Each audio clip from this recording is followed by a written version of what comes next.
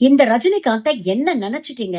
அப்படியெல்லாம் பேசக்கூடிய தரங்கெட்ட ஆளு நான் இல்ல அப்படின்னு பத்திரிகையாளர்கள் சந்திப்புல தன்னுடைய நிலைப்பாட ரொம்ப தெளிவா வெளிப்படுத்தியிருக்கிறாரு சூப்பர் ஸ்டார் ரஜினிகாந்த் அவர்கள். எந்த அடிப்படையில இந்த விமர்சனத்தை அவர் வச்சாரு நீங்களே பாருங்க.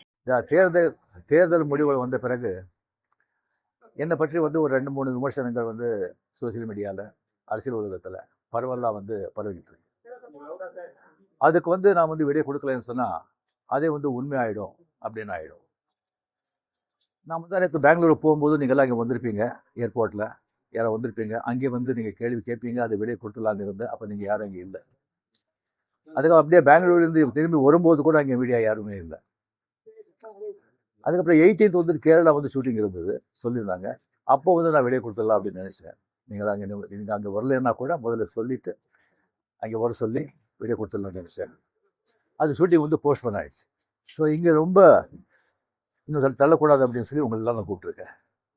ஃபஸ்ட்டு தேர்தல் முடிவுகள் வந்த உடனே நான் ஸ்டாலின் சாரை போய் பார்த்தது.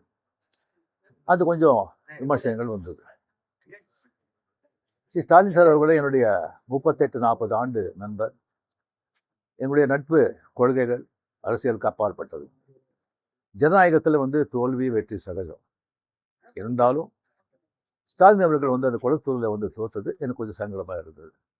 அதுக்காக ஒரு நண்பனுங்கிற முறையில், நட்பு முறையில் அவரை போய் நான் பார்த்தேன்.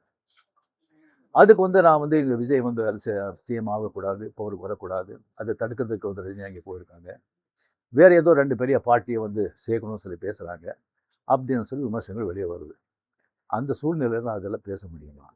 அப்படி பேச ஒரு தரங்கெட்ட ஆள் ரஜினிகாந்த் இல்லை. அது தெளிவுபடுத்துகிறார்.